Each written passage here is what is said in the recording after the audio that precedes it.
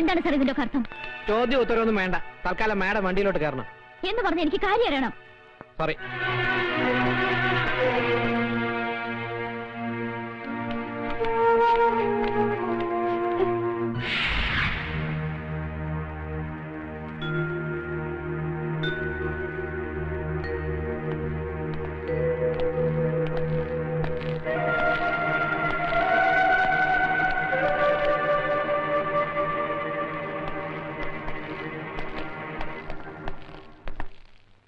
ക്ഷമിക്കണം മിസ് അശ്വതി മേനൻ, ഒരു സാമൂഹ്യ പ്രവർത്തകയും അഭിഭാഷകയുമായ നിങ്ങളോട് ഞാൻ കാണിച്ചത് അനീതിയാണെന്ന് എനിക്കറിയാം. I am really sorry for that. പക്ഷേ വേണ്ടി വന്നു. നോ, ഇത് ഗുണ്ടായിസമാണ്. നിങ്ങൾ നോക്കിക്കോ, ഞാൻ ഇതിനെതിരെ പ്രതികരിക്കും. പ്രതികരിച്ചോളൂ. പക്ഷേ അതിനു മുമ്പ് എനിക്ക് പറയാനുള്ളത് മുഴുവൻ നിങ്ങൾ കേൾക്കണം. കേട്ടേ പറ്റൂ. 2 വർഷം മുമ്പ് coast guard inspector Rajasekharan Nair ദാരുണമായി കൊല ചെയ്യപ്പെട്ടു. അതിന് അദ്ദേഹം ചെയ്ത കുറ്റം, വധിക്കപ്പെടുന്നതിന് ഏതാനും ദിവസം മുമ്പ് സ്ഫോടക വസ്തുക്കളുമായി തീരത്തണഞ്ഞ ഒരു ബോട്ട് കസ്റ്റഡിയിലെടുത്തു. അതിൽ നിന്നും പിടിച്ചെടുത്ത സ്ഫോടക വസ്തുക്കൾ രായ്ക്ക് രാമാനം വെറും ഓലപ്പടക്കങ്ങളാണെന്ന് തെളിയിക്കാൻ അതിന്റെ സൂത്രധാരന്മാർക്ക് കഴിഞ്ഞു. പക്ഷേ രാജശേഖരന്റെ കൊലപാതകയെ അശ്വതി മേനൻ എന്ന അഡ്വക്കേറ്റിന്റെ ബുദ്ധിയും മെടുക്കും കൊണ്ട് കോടതി വെറുതെ വിട്ടു. ആ പ്രതിയുടെ പേരാണ് ആമിർ അലി. ഒരിക്കൽ ഞാൻ ചോദിച്ചു, അന്ന് അവനെ സഹായിക്കാൻ കരുത്തരായ ആരെങ്കിലും നിങ്ങളെ സമീപിച്ചിട്ടുണ്ടോ എന്ന്. അത് നിങ്ങൾ ഒഴിഞ്ഞു മാറി. എനിക്കറിയാം അങ്ങനെ ആരോ നിങ്ങളെ സമീപിച്ചിട്ടുണ്ട്. എന്താണ് അയാളുടെ പേര്? ആ പേര് പറയിക്കാൻ ഇങ്ങനൊരു മാർഗം വേണ്ടിയിരുന്നില്ല അമർനാഥ്. ഒരേ ക്ലാസ്സിലിരുന്ന് പഠിച്ചവരാണ് നമ്മൾ. പഠിച്ച പാഠങ്ങൾ മനഃപ്പാഠമാക്കാൻ പരസ്പരം ബാധിച്ചിട്ടുണ്ട് പലപ്പോഴും. ആ അമർനാഥാണോ ഒരു ശത്രുവിനെ പോലെ, ഒരു കുറ്റവാളിയെ പോലെ? എന്നെ അമർനാഥിന് അറിയില്ലേ? സോറി, ഒരു ദൗത്യം ഏറ്റെടുത്താണ് ഞാൻ ഇവിടെ വന്നത്. പക്ഷേ ഞാൻ തോറ്റുപോയി. എന്നെ തോൽപ്പിച്ചവരുടെ കൂട്ടത്തിൽ താൻ ഉണ്ടാകരുതെന്ന് ഞാൻ ആഗ്രഹിച്ചു. ഒരു വട്ടമെങ്കിലും ജയിക്കാൻ, ഒരു സമൂഹത്തെ മുഴുവൻ രക്ഷിക്കാൻ ഒരു കച്ചിത്തുരുമ്പാണ് എനിക്ക് ആ പേര്. Please please tell me. നിങ്ങൾ എന്നെ ഒരുപാട് തെറ്റിദ്ധരിച്ചിരിക്കുകയാണ്. ആ കേസ് ബാധിച്ചതിലൂടെ രാജ്യദ്രോഹികളാണ് ഞാൻ രക്ഷിച്ചതെന്ന് എനിക്കറിയില്ലായിരുന്നു. ഒരു പ്രതിക്ക് വേണ്ടി കോടതിയിൽ ഹാജരാകുക, കേസ് ജയിക്കുക, അഡ്വക്കേറ്റ് എന്ന നിലയിൽ പ്രശസ്തി നേടുക, പിന്നെ ഞാൻ ഒരുപാട് ഇഷ്ടപ്പെടുന്ന ഒരാളിന്റെ സുഹൃത്ത്, അനുയായി, സന്തത സഹചാരി. അയാൾ വന്ന് കാല് പിടിച്ചപ്പോ ആരാണ്?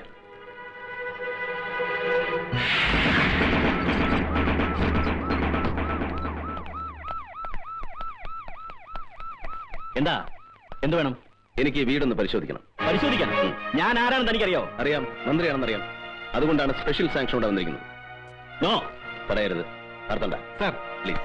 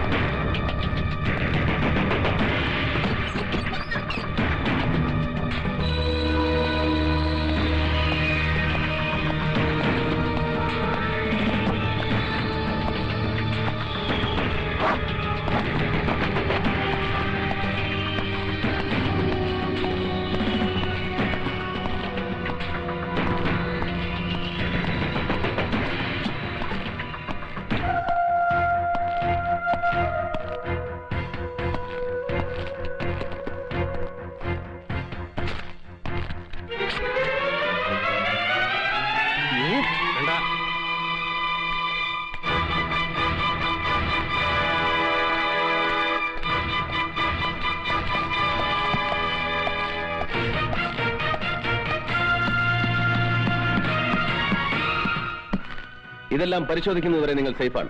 അതിനിടയിൽ അതിബുദ്ധി കാണിക്കാൻ ശ്രമിച്ചാൽ നാളെ ഇത് പത്രത്തിൽ വാർത്തയാകും. Be careful. കം.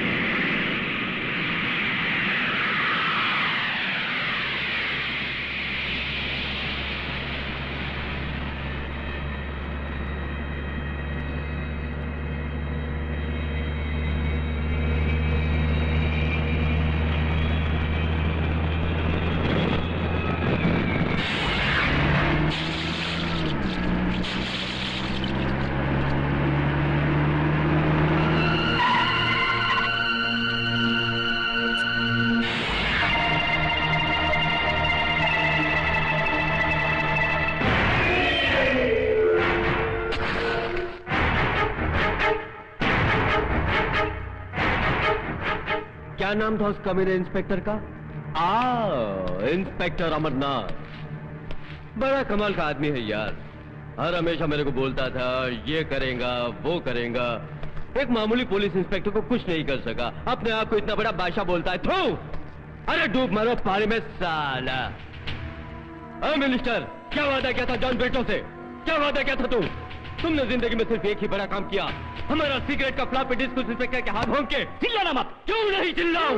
गया हर साल भोंक के फायदा क्या फायदा? എനിക്കൊരു മുഖ്യമന്ത്രി പദമാണ് ആവശ്യമെങ്കിൽ നിങ്ങളെ ഇങ്ങോട്ട് കെട്ടി എഴുന്നേൽക്കേണ്ട ആവശ്യം എനിക്കില്ല. പൂമനം കടപ്പുറത്ത് തെട്ടൊമ്പെണ്ണത്തിന് കശാപ്പ് ചെയ്തപ്പോ എന്റെ 16 MLA-മാരെ കൂട്ടി ഒരു രാത്രി പ്രതിപക്ഷമായ ഒരു അലയൻസ്. അത്രയും മതിയായിരുന്നു ജയദേവന് മുഖ്യമന്ത്രിയാകാൻ. പക്ഷെ നിങ്ങൾ എന്നെ തടഞ്ഞു. വീണ്ടും വീണ്ടും കലാപം ഉണ്ടാക്കാൻ നിങ്ങൾ എന്നെ നിർബന്ധിച്ചു. ലക്ഷങ്ങളുടെ ആയുധങ്ങൾ, സ്ഫോടക വസ്തുക്കൾ നിങ്ങൾ ഇവിടെ ഇറക്കി. പഞ്ചാബിലും കാശ്മീരിലും എന്തിന് തൊട്ടടുത്ത സംസ്ഥാനങ്ങളിൽ വരെ അതിപ്പോഴും പൊട്ടിക്കൊണ്ടിരിക്കുകയല്ലേ? സ്വന്തം നാടിനെ വഞ്ചിച്ച്, എന്നെ വിശ്വസിച്ച് എന്റെ ജനങ്ങളെ വഞ്ചിച്ച് നിങ്ങൾ നടത്തിയ ക്രൂരമായ ചൂതാട്ടം. ലോക്ക്, ഇപ്പൊ എന്റെ കയ്യിലെ പട്ടത്തിന്റെ ചരടൊന്ന് പാളിയപ്പോ തടി രക്ഷിക്കാനാണ് ഈ ഗർജനമെങ്കിൽ ഇന്റലിജൻസും ഇന്റർപോളും വല വീശിയിരിക്കുന്ന നിങ്ങൾ ബോംബെയിലും ഡൽഹിയിലും കളിച്ച കളിയൊന്നും അല്ല കളിയെന്ന് എനിക്ക് നിങ്ങളെ ബോധ്യപ്പെട്ടേണ്ടി വരും. അതുകൊണ്ട് ആ വിരട്ടൊന്നും ഇവിടെ വേണ്ട. भाषण दिया, बहुत बहादुर है ना तू। मैं सुना तेरा भाषण, बहुत खुश हुआ। देख लिया कितना ताकत है तेरे में, समझा? നിങ്ങളുടെ വീട്ടിൽ നിന്ന് ആ നായിന്റെ മോൻ എടുത്തോണ്ട് പോയ ഫ്ലോപ്പി പരിശോധിച്ചാ എല്ലാരും കൊടുങ്ങും. അതിനു മുമ്പ് അവനെ തട്ടിക്കളയാൻ വല്ല മാർഗം ഉണ്ടോ എന്ന് ആലോചിക്കും. साला ये खेल ही पूरा डर का है। जहां पब्लिक हमारे से डरना बंद कर दिया, हमारा खेल खत्म। अब आगे का खेल देखो, मैं खेलता हूँ।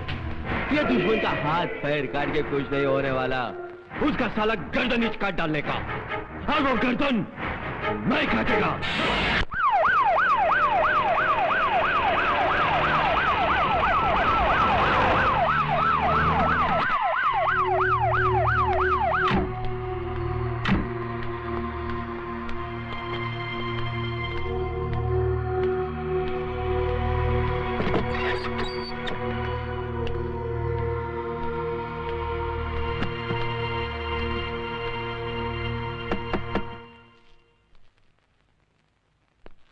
ഒരു കത്ത്.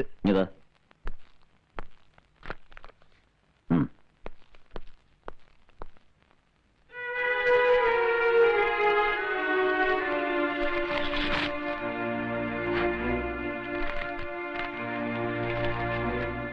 ഞാനിപ്പോൾ ശത്രുവിന്റെ പട്ടികയിലാണെന്ന് എനിക്കറിയാം. എങ്കിലും ആവശ്യപ്പെടുകയാണ്, വിരോധമില്ലെങ്കിൽ ഒന്നിന്റെ വീട് വരെ വരാമോ? മന്ത്രിയായിട്ടല്ല, പഴയ അബ്ദുൾ റഹീമായി. പക്ഷെ ചില രഹസ്യങ്ങൾ അത് പറഞ്ഞേ പറ്റൂ എന്ന് സ്വന്തം അശോകി.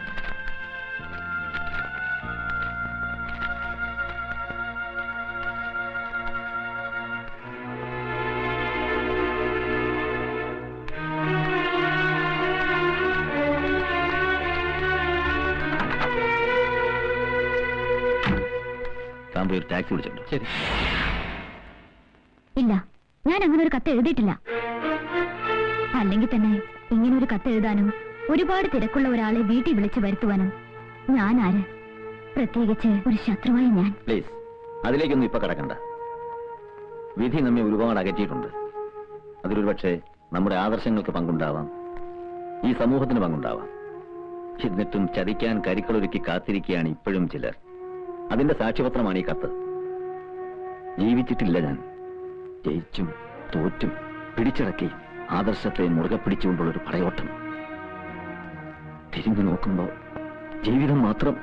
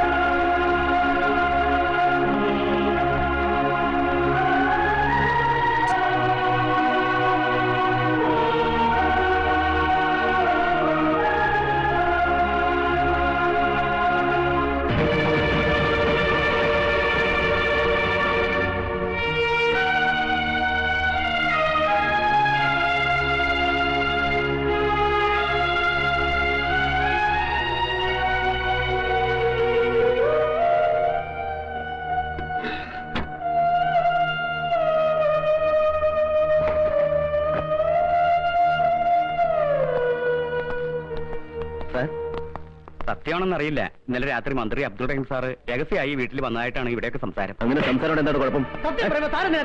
ദേഷ്യപ്പെടുന്നതാ താൻ വെറുതെ ആളുകളോട് ചൂടാകണ്ട. പ്രശ്നത്തിന്റെ പോക്ക് മുഴുവൻ അബ്ദുൾ റഹീം സാറിന്റെ ലക്ഷ്യം വെച്ച.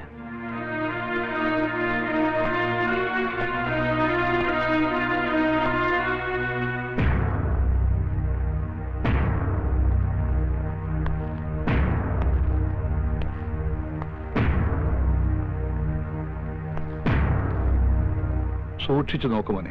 ഈ ഫോട്ടോയിൽ കാണുന്ന സാറ് തന്നെയല്ലേ ആന്റിയെ കാണാൻ അവിടെ വന്നത്? അതെ. വേറെ ആരും അവിടെ വന്നിട്ടില്ലല്ലോ. ഇല്ല. അയാൾ വന്ന് എന്തോ ആന്റിയോട് ചൂടായി സംസാരിച്ചു അല്ലേ മോനെ? മോൻ പറഞ്ഞു ഇത് കൊച്ചുകുട്ടിയല്ലേ സാർ, അവർ തമ്മിൽ സംസാരിക്കുന്നിടയ്ക്ക് ഉറങ്ങിപ്പോയിന്ന് ഈ കുട്ടി തന്നെ പറഞ്ഞില്ലേ സാർ? മിസ്റ്റർ രാമേന്ദ്രൻ, ക്രൈംബ്രാഞ്ചിന് കൈമാറിയ ഒരു കേസാണിത്. പിന്നെ നിങ്ങളെയൊക്കെ വിളിപ്പിച്ചത് സംഭവങ്ങളുടെ പ്രീവിയസ് പൊസിഷൻ എന്തായിരുന്നു അറിയാനാ, അല്ലാതെ ആരോടൊക്കെ എന്തൊക്കെ ചോദിക്കണം, എങ്ങനെ അന്വേഷിക്കണം എന്നുള്ള ബുദ്ധി പറഞ്ഞു തരാൻ വേണ്ടിയല്ല. സാർ 4ാം ക്ലാസ്സിൽ പഠിക്കുന്ന ഒരു കുട്ടിയാണത്. നിങ്ങൾ എന്തിനാ എമോഷണൽ ആകണം മിസ്റ്റർ? ഇമോഷണൽ ആവും സാർ. കാരണം പലപ്പോഴും ഇയാൾ ഒരുപാട് സംരക്ഷിച്ചുള്ള ഒരു മിനിസ്റ്ററാ. ഒരാപത്ത് വരുമ്പോ പിന്നെ തിരിച്ചു നന്ദി കാണിക്കണമല്ലോ, അല്ലേ? അത് തോന്നിയത് കൊണ്ടാണ് ഈ കേസ് ഇത്രയും പെട്ടെന്ന് ക്രൈംബ്രാഞ്ചിന്റെ കൈകളിൽ എത്തിയത്. അതിനെക്കുറിച്ചൊന്നും പറഞ്ഞു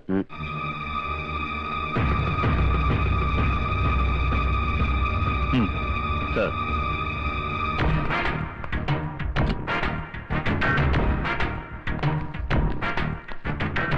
ഇതാണ് സാർ മിനിസ്റ്ററുടെ PA.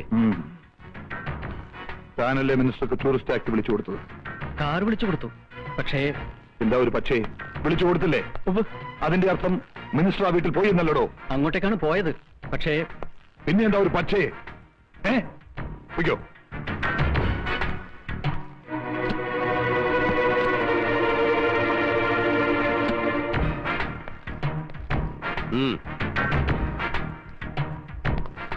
തന്റെ വണ്ടിയിലാണ് മന്ത്രി അശ്വതിയുടെ വീട്ടിലേക്ക് പോയത്. അതെ.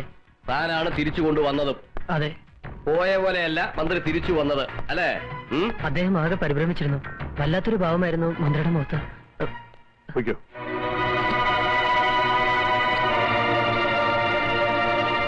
സാർ, മിനിസ്റ്റർക്ക് ആ പെണ്ണിനോട് വേറെയും ശത്രുതയുണ്ട്. അദ്ദേഹത്തിനെതിരെ പ്രകടനം നയിക്കുക, പരസ്യമായി വെല്ലുവിളി നടത്തുക, അതും പഴയ കാമുകി. അല്ലായിരുന്നെങ്കിൽ ഒരിക്കലും അസമയത്ത്, അതും മറ്റാരെയും കൂടാതെ അദ്ദേഹം അവിടെ പോകുമായിരുന്നില്ല. അതെ, മിനിസ്റ്റർ ആയതിന്റെ പേരിൽ സംശയിക്കപ്പെടുന്ന ഒരാളെ ചോദ്യം ചെയ്യാതെ വിടുന്നതും ശരിയല്ല. സാർ പ്ലീസ്, ഇതിന്റെ പിന്നിൽ പ്രവർത്തിച്ചിരിക്കുന്നത് മുഴുവൻ ദേശദ്രോഹികളാണ് സാർ. മറ്റു പല കുറ്റങ്ങളും പുറത്തു കൊണ്ടുവരാതിരിക്കാനും പലരെയും നിശബ്ദരാക്കാനും വേണ്ടി മനഃപൂർവ്വം കളിച്ച കളിയാണ് സാർ. ഷടാപ്പ്! താൻ ആരാടോ ഇതൊക്കെ ചോദിക്കാൻ? കാക്കിക്കുപ്പായം അണിയിച്ച് എല്ലാവരെയും രക്ഷിക്കാൻ വേണ്ടി ദൈവം ഭൂമിയിലേക്ക് ഇറക്കി വിട്ട ദൈവപുത്രന. ബാക്കിയുള്ളവരൊക്കെ മണ്ടന്മാരല്ലേ? പാതിരാത്രി നേരത്ത് അംഗരക്ഷകനെയും ഔദ്യോഗിക വാഹനം ഉപേക്ഷിച്ച് മന്ത്രി ആ പെണ്ണിന്റെ വീട്ടിലേക്ക് പോയത് ശൃംഗരിക്കാനല്ലേ? സാർ ഇറങ്ങി പോണം mister. I say you get out മാൻ.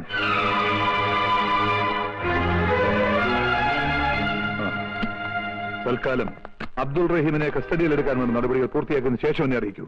കസ്റ്റഡിയിൽ എടുക്കാൻ പോകുമ്പോ പ്രകോപനം ഉണ്ടായേക്കാം. Then you seek their help. Okay sir.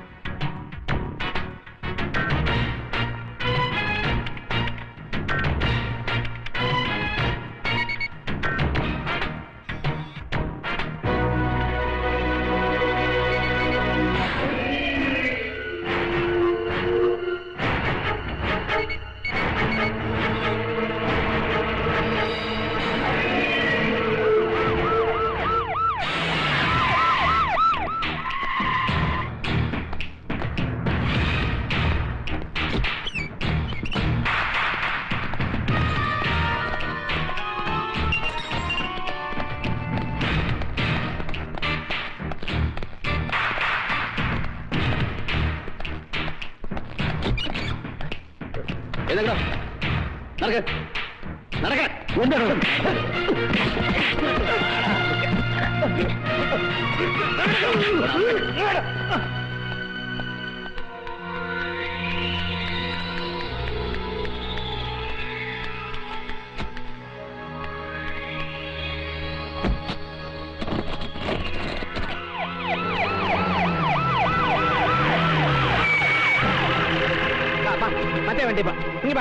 ഇങ്ങോട്ട്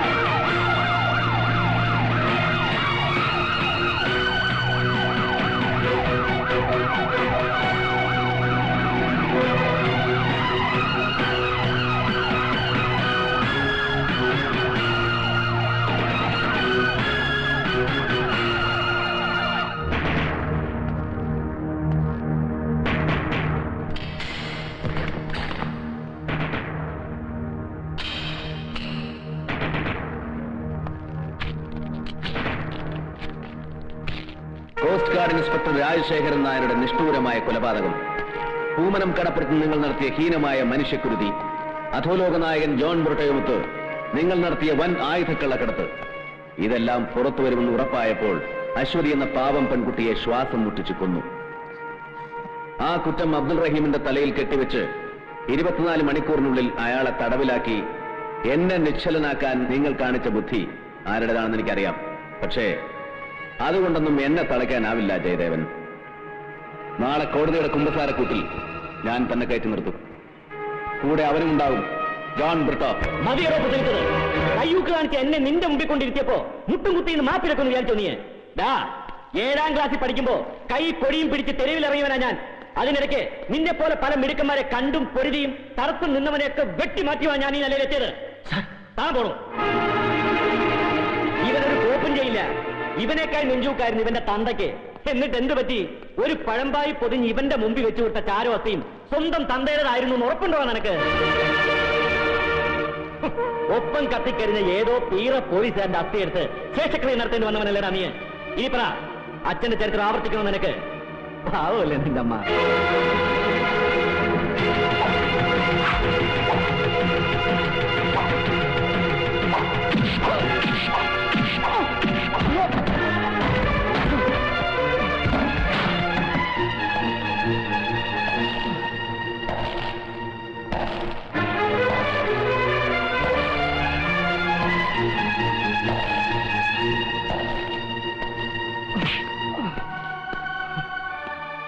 ആ അസ്ഥിയും ചാരവും പുണ്യതീർത്ഥത്തിൽ ഒഴുക്കുമ്പോഴും ആ ആത്മാവിന് ബലിയൂട്ടുമ്പോഴും കണ്ണു നിറച്ച് കാണാതെ പിരിഞ്ഞ അച്ഛനും സത്യം എന്റെ നെഞ്ചിലുണ്ടായിരുന്നു. 1000 വട്ടം ജന്മമെടുത്താലും അച്ഛനെന്ന വാക്കിന്റെ അർത്ഥവും പൊരുളും നിനക്ക് മനസ്സിലാവില്ല. അതറിയണമെങ്കിൽ ഒറ്റ തന്തയ്ക്ക് ജനിക്കണം.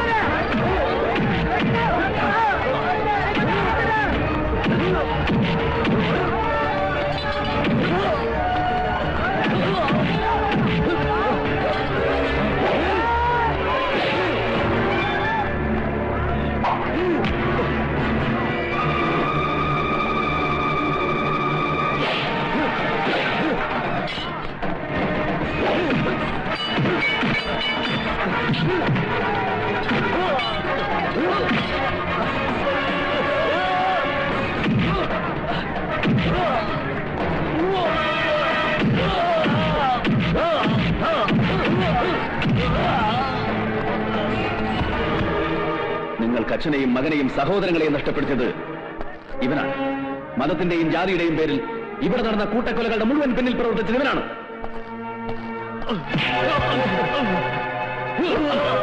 ജോൺ ബ്രിട്ടോ, വർഗീയ സംഘർഷങ്ങളുടെ നാടല്ല ഇത്.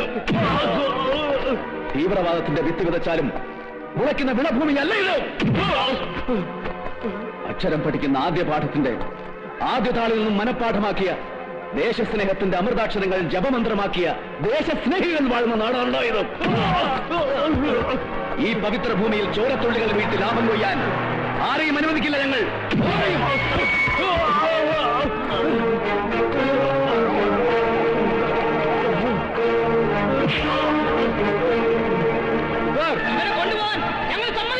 ഇവനെ ഞങ്ങൾക്ക് വേണം. ഇവരെ ഞങ്ങൾക്ക് വിട്ടുതരണം.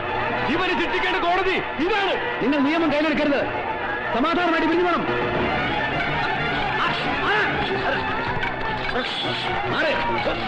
പിരിഞ്ഞു പോവാൻ